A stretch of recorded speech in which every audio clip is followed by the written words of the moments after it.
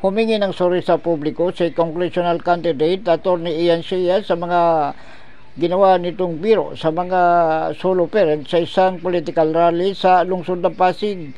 Aminado ang abogado na mali ang kanyang nagawang biro, ngunit iginit nito na wala siyang nais ipakahulugan.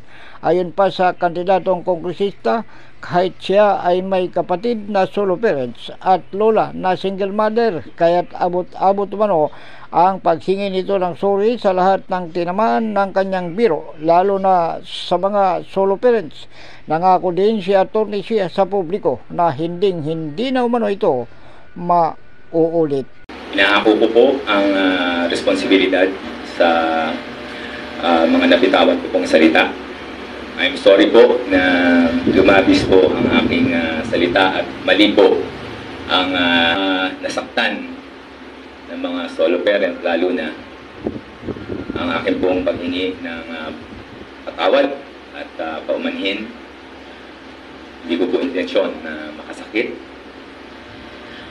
At dahil meron din naman po akong solo parent na kapatid, ganun din po ang aking lola, solo parent din po siya. Alam ko po ang pinagdadaanan ng mga solo parent. At yun po ay hindi ko po ginagawang biro. Ako si Edwin Moreno sa Kalawit News, una ka sa balita.